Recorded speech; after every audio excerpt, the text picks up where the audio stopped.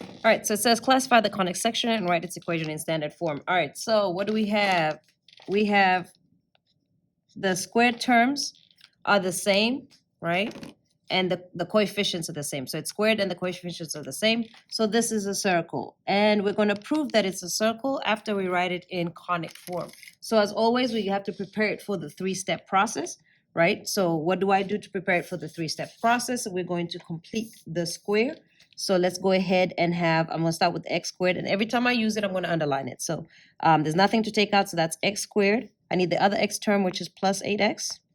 Leave a little space. Then I'm going to do the y one. So this is y squared. Underline it that you've used it so that you know that you've used everything. Plus 10y. Leave a little space. Equals. And we need to take this to the other side, right? So this is going to be minus 25. All right, so set it up. We're going to leave a space so I can do my three-step process. We're just going to have x squared because there's nothing outside. Plus y squared because there's nothing outside. Equals. All right, three-step process. We've said this the whole time we've done this unit, but let's go ahead and really solidify this. Step 1, divide by 2. So that's 4. Step 2, square. So that's 16. Step 3, multiply. So invisible 1, multiply and apply it to the other side. So this is plus 16 on the other side. All right, so divide by 2, square, multiply and apply it. All right, right here, same thing. Divide by 2, plus 5. Square, plus 25. Multiply, so invisible 1, multiply and apply it to the other side. So this is 25. All right, go ahead and combine all of this. That's going to cancel out. That's going to be 16. All right, what does this look like? Okay, this is a circle with a radius of 4 and a center of -4 and -5. So I know it is a circle with those two pieces of information. All right, I'll do the left, you do the right. So next question, classify the conic section. So again, I'm just going to look at both the terms squared. Yes, they are. They're different, so it's not a circle.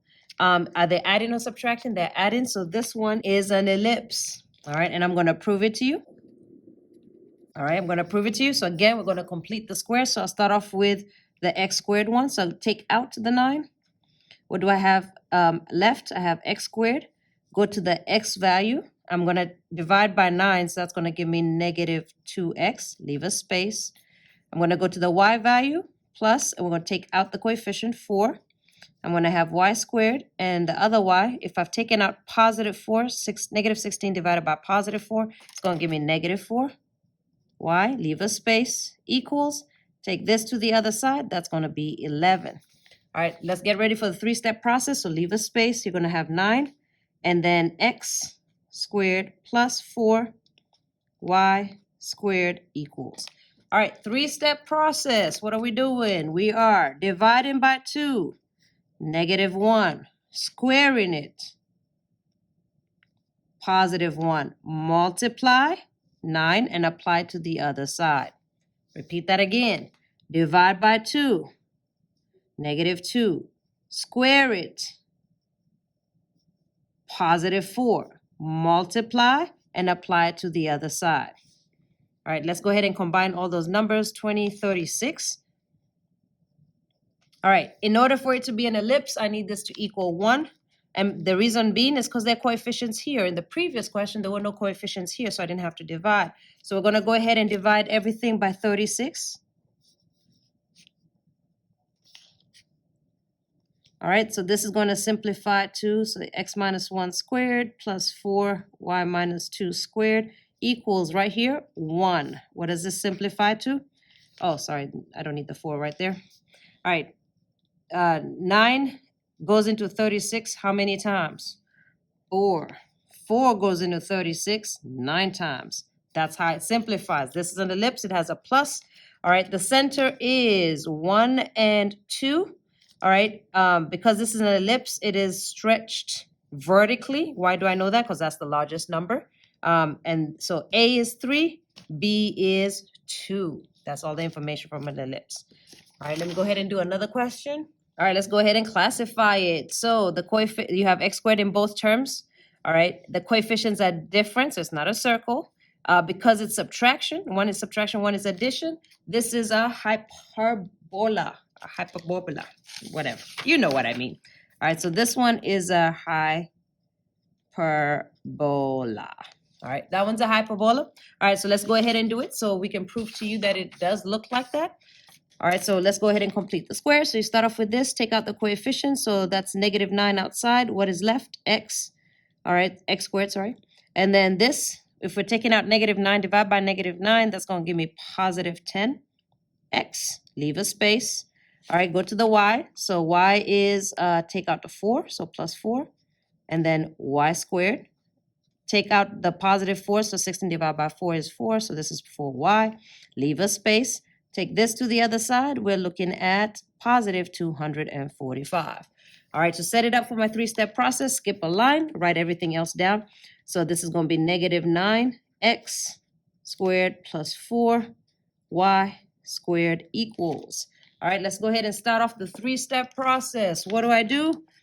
Divide by 2, that's going to be +5. Square it. All right, square that. That's going to be 25. Multiply it and apply it to the other side. So when I multiply -9 times 25, I'm going to get -225. I'm going to repeat the process for y. So again, divide by 2. That's going to give me +2. Square it. That's going to give me +4. Multiply and apply to the other side. So 4 times 4 is 16. So +16. All right, add all of those up and we're going to get 36. All right, again, you can see their coefficients here, so it is not a circle. So we're going to divide by 36 so we can get 1 on this side. So divide everything by 36. Divide everything by 36.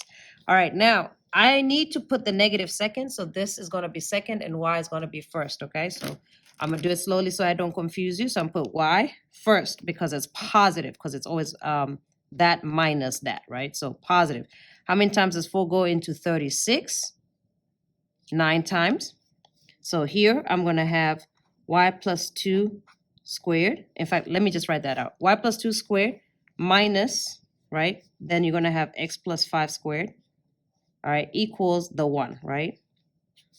All right, let's go ahead and simplify. So the y, I'm simplifying the y. 4 goes into 36 9 times, and 9 goes into 36 4 times. Okay, and notice the negative is with the x. All right, it has to be that minus that. Okay, the reason being is this is always a, so it's no longer longer side. This is a, this is b, so this is a is 3, b is 2. My center is -5, -2, and because the negative is with y, it is a vertical hyperbola. I'm doing one last question. All right, classify this. If both terms are not squared, then it is a parabola. All right, before I even start this question, what are these fractions? Oh my God, I have to get rid of them. Oh, I can't do anything with fractions. So I'm gonna take the highest denominator and hopefully that gets rid of it. So the highest denominator is 20. So I'm gonna multiply every single thing by 20 and hopefully this gets rid of it because I know we don't like fractions. All right, when I multiply that out, what do I get? I have 20y equals, this is gonna cross out with that. So it's going to minus x squared. 20 divided by 10 is 2. So this is minus 2x. The 20 on the top is going to cross out with that one. So leave in plus 59. Oh my God, thank God we did not die. So get rid of fractions if there are any. Go ahead and just get rid of them right off the bat. All right, now we need to put this in parabola form, which means we need the squared term in parentheses on the left. So I'm going to go ahead and move it to the left. So when I move the squared term, only the squared term, I'm going to have positive x squared, because this is going to go this side, right? So positive x squared.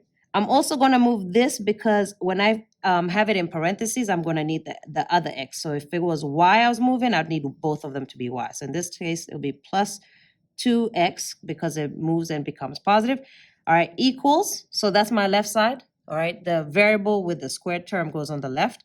Move this to the other side. So this is going to be negative 20y. All right, so moving this to the other side, plus the 59 that's already there. Okay, and just so that you know, I could have left this on the right if I'd wanted to and moved this to the left. Does not matter, okay? I just wanted to make this positive. So if this was already positive, I would have kept this here and I put this there. But as long as the x squared is on the left with the x term, then the rest of it is on the right, or vice versa. If it's y squared is on the left or the right, doesn't matter, and everything else is on the other side. All right, so now once we have that, let's go ahead and complete the square as normal. There's no coefficient here, so it's an invisible one. Invisible one outside, leave a space, equals. All right, this is not going to change the y term, but this term is going to change because once we multiply, we're going to add something here. So I'm just going to leave that blank for write this. Actually, I'm going to write the 59. All right, leave a space. So this is x squared equals negative 20y. And this term is going to change after I multiply. All right, three-step process. What is it? Divide by 2. What's that going to give me? Plus 1. Then do what? Square it. All right, that's going to be plus 1. Last one, multiply and apply to the other side. Invisible 1 and apply to the other side. So that's going to change. 59 plus 1 is going to be 60. All right, so now we're getting closer. We got the left side looking like what it should. On this side, we do need to factor out. So we have x plus 1. I'm just trying to make it look like the formula. I'm going to take out negative 20 because in the formula, the variable is by itself. So I'm going to take it out. And that's going to leave me with y. And then when I take out negative 20, in other words, I divide by negative 20, I'm going to get negative 3 here. Okay, now that looks exactly like a parabola where the center of the vertex is negative 1, positive 3. And remember, this is 4 times p. So if I wanted to find out what p is, it's 5, and this is a negative. Because the x is with the square term, it opens down because it's negative, right? It opens down. All right, if the square term was with the y, it would open to the right or to the left, depending on what p was. And that's it. Let's practice.